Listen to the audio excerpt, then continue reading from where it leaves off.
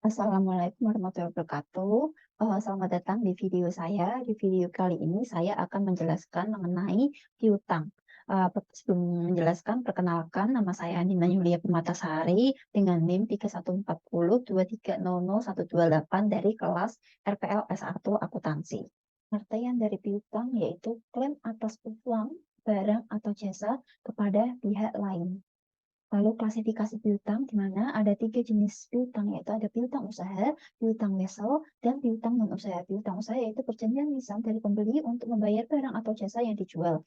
Piutang wesel yaitu perjanjian tertulis dari pembeli untuk membayar sejumlah uang pada tanggal tertentu di masa depan. Lalu ada piutang non-usaha yaitu piutang lainnya yang dihasilkan dari transaksi non-usaha. Selanjutnya yaitu mengenai pengakuan piutang, di mana piutang sendiri itu diakui saat pemindahan hak atau serah terima atas barang atau jasa yang dijual atau disewakan antara pembeli atau penjual, tetapi pembayarannya pada penjual itu belum terjadi. Dan diakuinya yaitu sebesar nilai tukar atau nilai yang akan dibayar oleh debitur atau pembeli pada saat yang telah ditentukan. Selanjutnya mengenai potongan piutang, ada 2 jenis yaitu trade discount dan sales atau cash discount. Trade discount sendiri yaitu potongannya itu dinyatakan dalam persen dan jumlah yang ditagihkan yaitu sama dengan harga jual setelah dikurangi diskon. Contoh dari trade discount yaitu diskon 15% untuk pelanggan baru. Nah, selanjutnya yaitu mengenai cash atau sales discount, di mana sales discount yaitu potongan yang diperoleh jika pembeli membayar dalam batas waktu yang telah ditentukan. Dapat 2 metode, yaitu ada gross dan netto.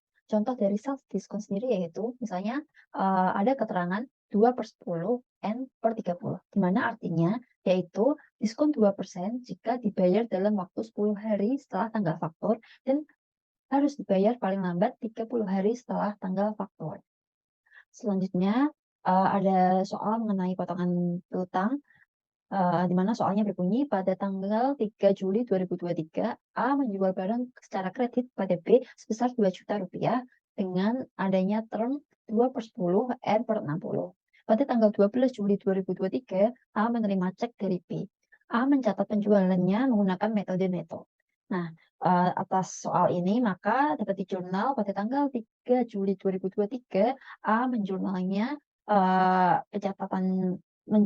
atas transaksi penjualannya yaitu piutang usaha pada penjualan sebesar 1.960.000 yang didapatkan dari 98% kali 2 juta karena dia mencatatnya dengan metode netto.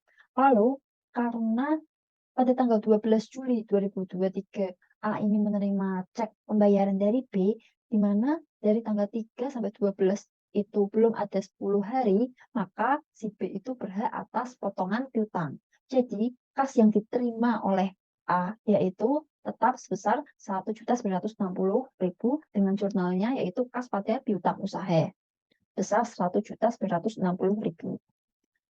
Selanjutnya yaitu mengenai penilaian piutang, di mana piutang dinilai pada net realizable value atau jumlah bersih yang diharapkan akan diterima. Di mana penilaian piutang ini perlu mengestimasikan piutang tak tertagih dan pengembalian piutang. Penjualan secara kredit yaitu meningkatkan piutang tak tertagih. Di mana metode akuntansi mengenai piutang tak tertagih ini ada 2 metode, yaitu direct off method atau penghapusan langsung dan juga allowance method atau penyisian. Direct off method ini di mana menghapuskan secara langsung piutangnya, dan secara teoritis metode ini itu kurang diinginkan. Lalu selanjutnya mengenai allowance method, metode ini itu sangat dianjurkan oleh IFRS, di mana dilakukan pengestimasian piutang tak tertagih yang dapat dihitung berdasarkan persentase dari penjualan atau persentase dari piutang yang dimana akan adanya aging schedule. Mengenai jurnal piutang tak tertagih, dari metode direct off itu jurnalnya beban penyisihan piutang pada piutang usaha.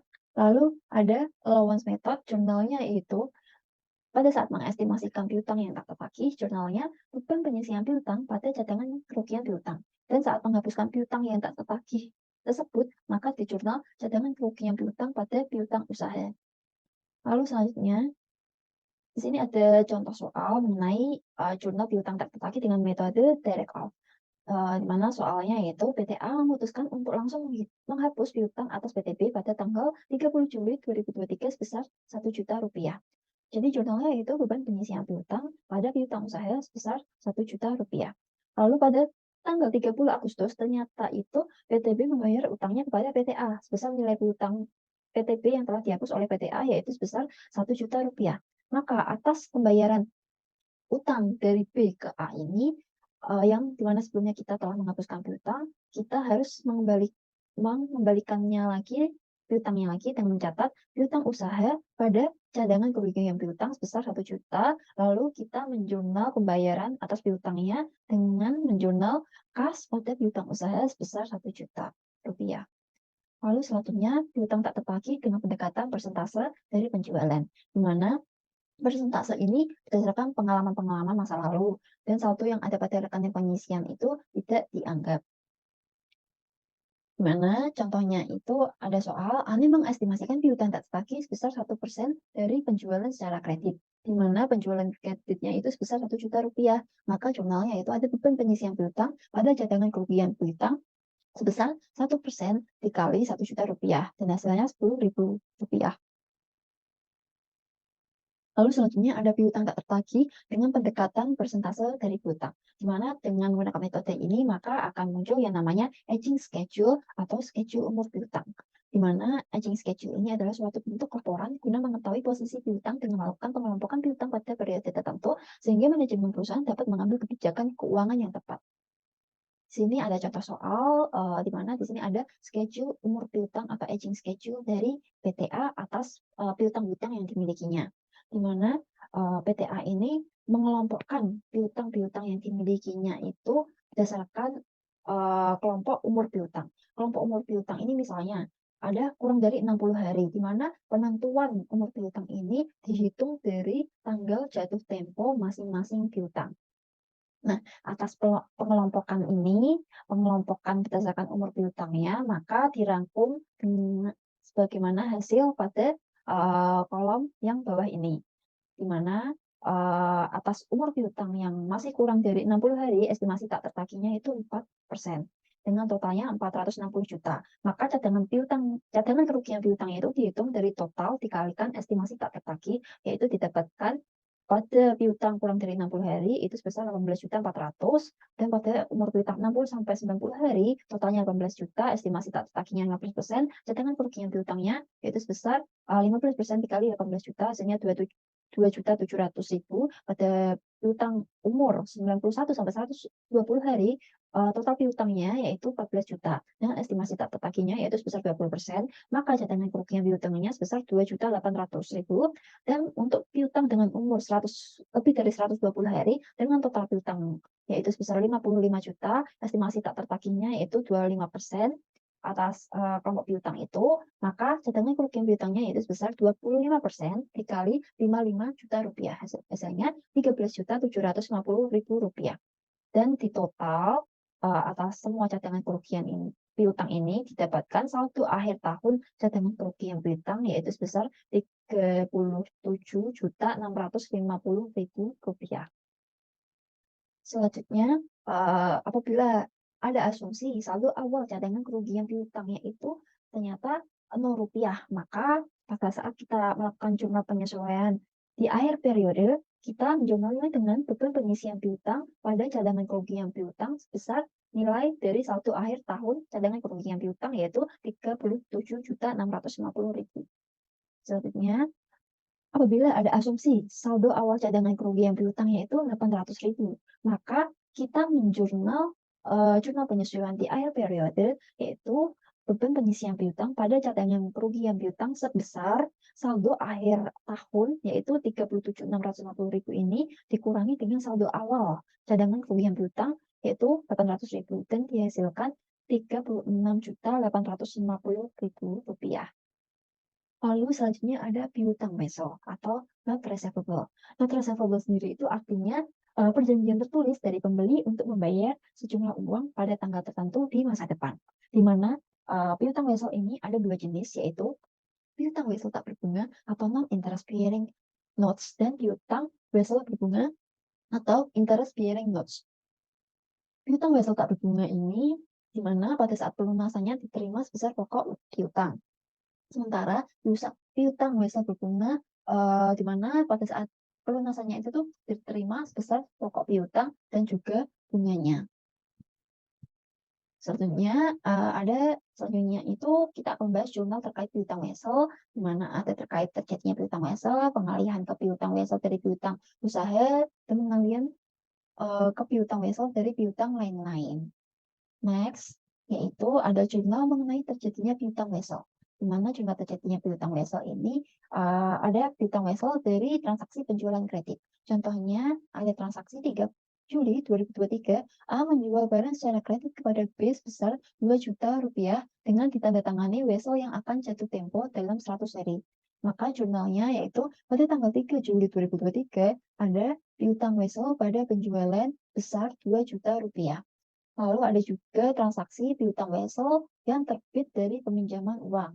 Contoh soalnya yaitu pada 30 Juli 2023, A menandatangani wesel atas peminjaman uang sebesar 4 juta rupiah yang akan jatuh tempo dalam 150 hari. Maka pada tanggal 30 Juli 2023 akan dijurnal piutang wesel pada kas yaitu sebesar 4 juta rupiah.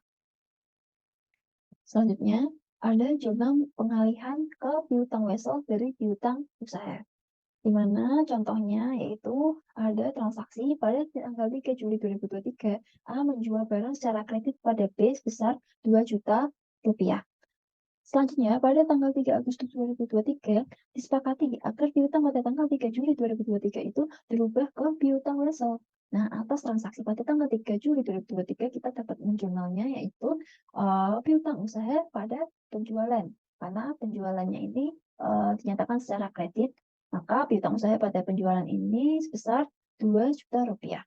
Nah, atas transaksi 3 Agustus 2023, pengalihan ke piutang wesel dari piutang usaha, maka di jurnal piutang wesel pada piutang usaha sebesar piutang yang dialihkan ke piutang wesel yaitu sebesar 2 juta rupiah. Lalu selanjutnya yaitu jurnal pengalihan ke piutang wesel dari piutang lain-lain. Contoh transaksinya yaitu pada tanggal 3 September 2023 dipinjamkan uang sebesar 2.500.000. Nah, pada tanggal 3 Oktober 2003, atas piutang 3 September 2023 ini dirubah menjadi piutang wesel. Maka pada tanggal 3 September 2023 dicatat piutang lain-lain pada kas yaitu sebesar 2.500.000.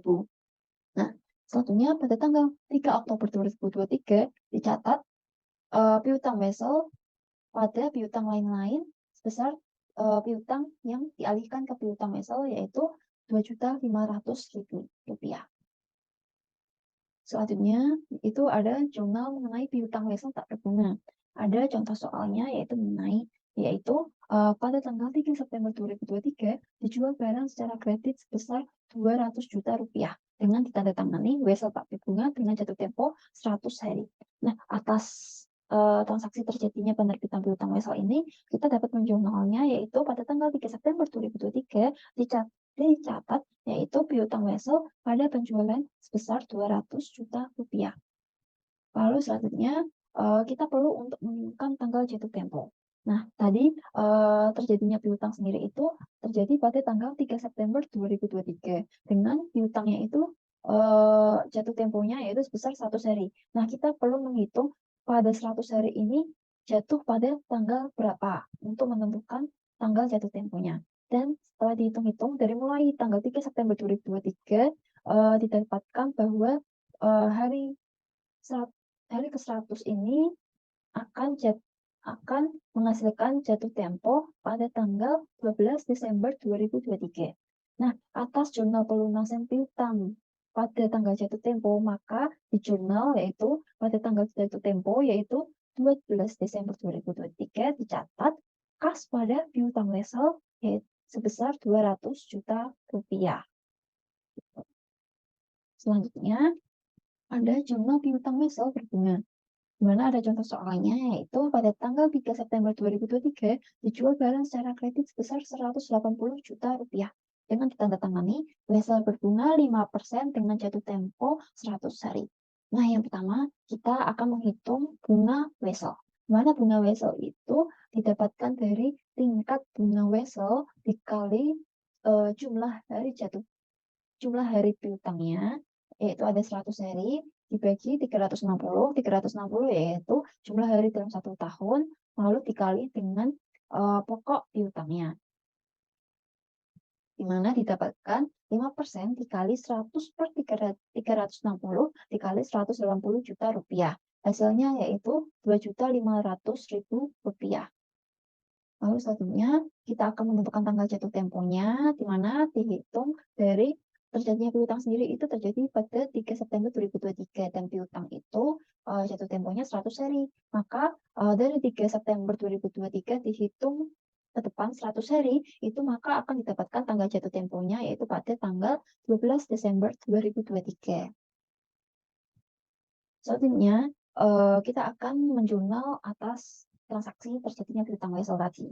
Maka pada tanggal 3 September 2023 kita akan menjurnal transaksi terjadinya piutang wesel, yaitu piutang wesel pada penjualan yaitu sebesar 180 juta rupiah.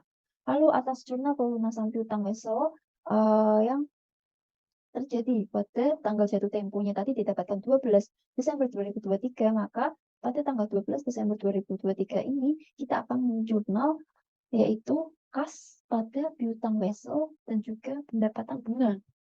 Nah, di mana kas ini sebesar yaitu pokok piutang weselnya dan juga bunga yang diterima atas piutang, yaitu ada 182.500.000 yang didapatkan dari piutang weselnya sendiri, yaitu sebesar pokok piutangnya ada 180 juta rupiah dan juga pendapatan bunganya tadi telah dihitung yaitu sebesar 2.500.000 rupiah. Selanjutnya yaitu pendiskontoan piutang wesel. Pendiskontoan piutang wesel yaitu piutang wesel yang dijual kepada pihak lain sebelum jatuh tempo. Di mana di sini ada dua jenis yaitu pendiskontoan piutang wesel tak berbunga dan pendiskontoan piutang wesel berbunga. Pendiskontoan piutang wesel tak berbunga ini yaitu ada contoh soalnya yaitu seperti ini. Pada tanggal 3 September 2023 dijual barang secara kredit sebesar 180 juta rupiah dengan jatuh tempo 100 hari. Pada 30 November 2023 piutang wesel didiskontokan ke bank dengan tingkat diskonto 10%. Di mana yang pertama kita menentukan tanggal jatuh temponya yang dihitung dari 3 September 2023 atas tanggal terjadinya piutang dihitung 100 hari ke depan. Maka tanggal jatuh temponya itu jatuh pada tanggal 12 Desember 2023.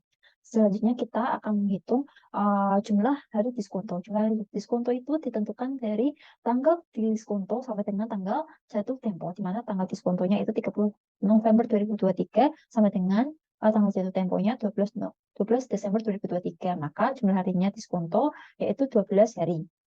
Lalu yang kedua, kita menentukan bunga diskontonya. Bunga diskonto yaitu dari jumlah hari diskonto dibagi 360 dikali persentase diskonto dikali pokok piutang. Jumlah hari diskonto yaitu 12 per 360 dikali 10% dikali 180 juta rupiah. Maka hasilnya 600.000 rupiah.